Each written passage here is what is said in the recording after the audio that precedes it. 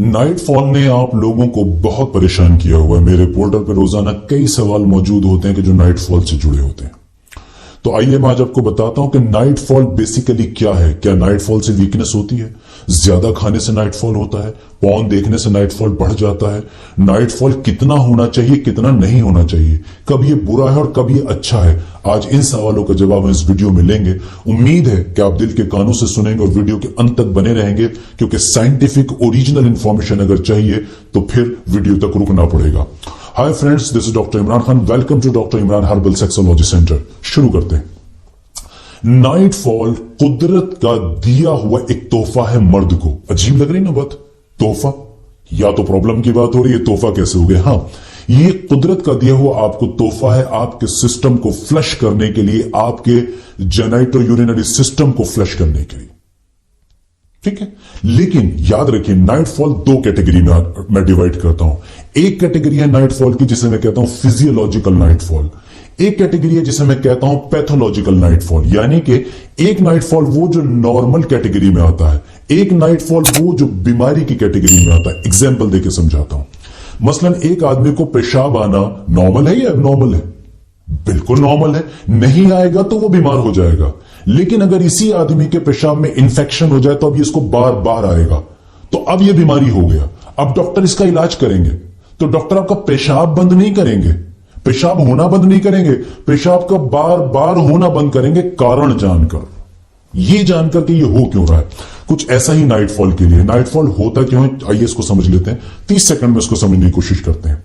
Nightfall क्यों होता है, इसके पीछे थ्योरीज तो बहुत हैं, लेकिन कोई फैक्ट मौजूद नहीं है। मतलब अभी तक हम ये नहीं जान पाए हैं कि नाइटफॉल होने के पीछे बिल्कुल एग्जैक्ट वजह क्या है। कुछ थ्योरीज हैं, उनमें से एक थ्योरी हार्मोनल बैलेंस थ्योरी है, या शिफ्ट इन हार्मोन्स थ्योरी है, और नींद के दौरान आपके न्यूरो हार्मोन्स का बदलना, ये इस तरह की कुछ थ्योरीज इसके अंदर मौजूद है जो तकरीबन करीब है फैक्ट के। आप जिस वक्त सो रहे होते हैं उस वक्त आपके ब्रेन के अंदर कुछ केमिकल चेंजेस होते हैं, आपके हार्मोन्स के अंदर कुछ चेंजेस होते हैं। ग्रोथ हार्मोन में, आपके टेस्टोस्टेरोन में, ऑक्सीटोसिन में, मेलाटोनिन में, ये कुछ इस तरह के हार्मोन है जो आपकी नींद में अपने आप को चेंज कर रहे होते हैं। इनकी जो पीक वैल्यूज होती हैं उनमें फर्क आ रहा होता है। इसकी वजह से आपका जो पेट के अंदर कुदरत ने सेक्स का सिस्टम रखा है ब्रेन से कनेक्टेड, वो सिस्टम एक्टिव हो जाता है, और जरूरत पड़ने पर जब आपकी बॉडी को लगता है कि सीमेन की क्वांटिटी ज्यादा हो गई है, वो उसको बाहर धकेल देती है। अक्सर ये ख्वाब के साथ होता है, अक्सर ड्रीम में आपको कुछ महसूस हो रहा होता है, कभी कभी बिना ड्रीम के भी हो जाता है। अगर किसी एक नौजवान लड़के को, अक्सर ये जवानी की कैटेगरी में होता है, जो एक यूथ वाली एज होती है ना, तकरीबन जो हम कहते हैं 15-16 साल से लेकर 25-26 साल तक, ये जरा ज्यादा कॉमन रहता है। और एक और मजे की बात बताता हूं, औरतों में भी होता है। हालांकि मर्दों के मुकाबले कम होता है, पर नाइटफॉल औरतों में भी होता है। मेरा टॉपिक औरतों वाला नाइटफॉल इस वक्त नहीं है, तो मैं वहां बात नहीं करूंगा। मैं बात करूंगा यहां लड़कों की, मर्दों की। नाइटफॉल किसी भी उम्र में हो सकता है, लेकिन आमतौर से यंग लड़कों में ज्यादा होता है। अगरचे हफ्ते में एक बार या मैक्सिमम 2 बार आपको नाइटफॉल होता है तो परेशान नहीं होना, ये नॉर्मल है। लेकिन अगर इसी तरह हफ्ते में ये 3 बार 4 बार होने लगे तो अब कुछ इंडिकेशंस मिलने चाहिए कि आप अपने क्वालिफाइड सेक्सोलॉजिस्ट से मिलें कि ये क्या वजह है। मैंने बताया था ना, नाइटफॉल को मैं 2 कैटेगरी में तोड़ता हूं। एक वो जो नॉर्मल है, ये वो नॉर्मल नाइटफॉल है जो हफ्ते में 1 बार या 2 बार हो सकता है। This is normal. This is normal. You needn't have to worry at all if you are going through this particular phase 2 times per week. इसमें 2 रीजन खास तौर से मिलते हैं। एक वजह है साइकोलॉजिकल कॉज, यानी कि मानसिक कारण। वो मानसिक कारण क्या हो सकते हैं, मैं एग्जांपल देता हूं, और इसमें एक सवाल का जवाब भी आ जाएगा। जब आप पॉर्न के एडिक्ट हो जाते हैं, पॉर्न ज्यादा देखने लगते हैं, जब आप आहिस्ता आहिस्ता रोज या दिन का एक मेजर हिस्सा सेक्स और सेक्स से जुड़ी बातों में गुजारते हैं, या आप इस तरह के लिटरेचर, इस तरह के न्यूज़पेपर्स ज्यादातर देखते और पढ़ने लगते हैं कि जिसके अंदर इस तरह का लिटरेचर भी मिलता है या इस तरह की तस्वीरें मिलती हैं। I am extremely sorry to say, हमारे यहां के अक्सर पेपर्स जो है वो न्यूज़पेपर कम लगते हैं मुझे, और सेमी पॉर्न मैगजीन्स और पेपर्स ज्यादा लगते हैं, जिस तरह की तस्वीरें उसके अंदर मौजूद होती हैं। तो जब आप इस तरह की चीजों में उलझते हैं तो आहिस्ता आहिस्ता आपका साइकोलॉजिकल बैलेंस डिस्टर्ब होता है और आप अपोजिट सेक्स को, फीमेल पार्टनर्स को और फीमेल्स को और आप वुमेन को एक ही नजर से देखना शुरू कर देते हैं, अपोजिट जेंडर को एक एंगल से देखना शुरू कर देते हैं। इससे क्या होता है कि आपका ब्रेन कॉन्टिन्यूसली सेक्स वाले हार्मोन बना रहा होता है और आपकी बॉडी को ऐसा लग रहा होता है जैसे वो लगातार सेक्स में है। अब जब आप यही सोच लेके आप बेड पे पहुंच जाते हैं, इसी हालत में सो जाते हैं, स्मार्टफोन देखते हुए, म्यूजिक सुनते हुए, वीडियोस देखते हुए या अपनी गर्लफ्रेंड से बात करते हुए या वही ख्याल, वही सोच, वही बात करते करते आप सो जाते हैं, तो आप तो सो जाते हैं, आपका ब्रेन नहीं सोता।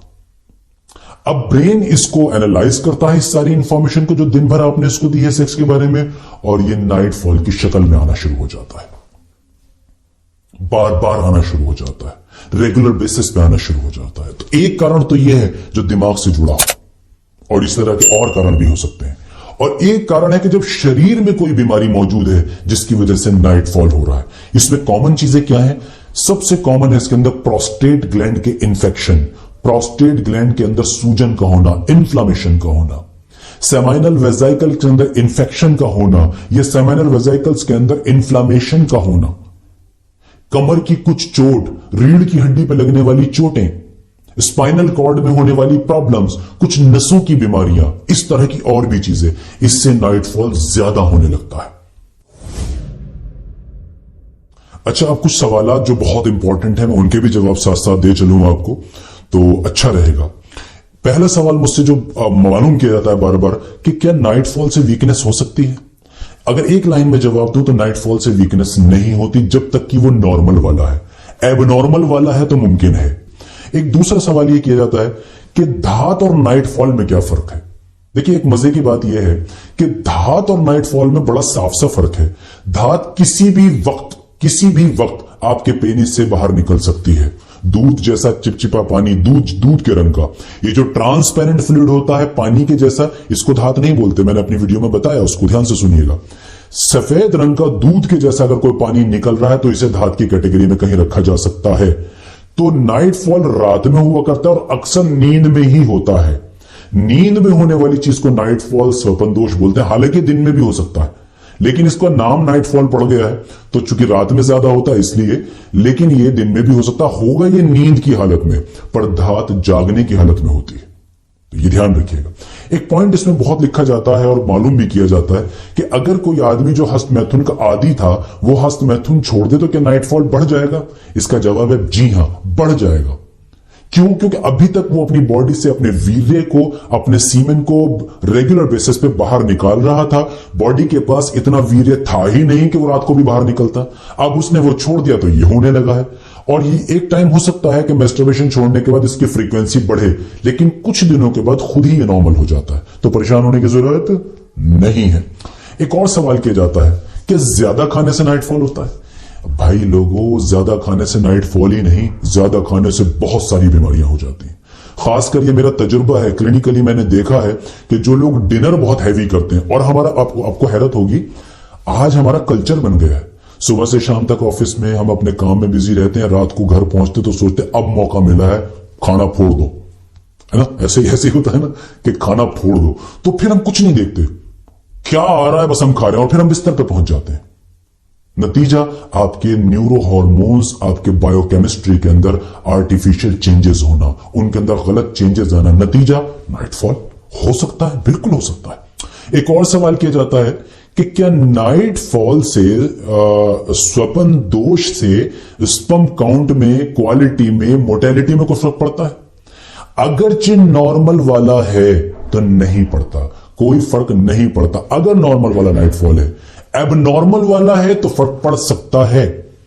इसी तरह से एक और सवाल किया जाता है, क्या पॉर्न ज्यादा देखने से नाइटफॉल बढ़ सकता है? तो मैंने वीडियो के शुरू में इसका जवाब दे दिया है, वो ध्यान से सुनिए। बढ़ सकता है। इसका इलाज भी जो है वो मैं आपको वीडियो के अंदर आगे चल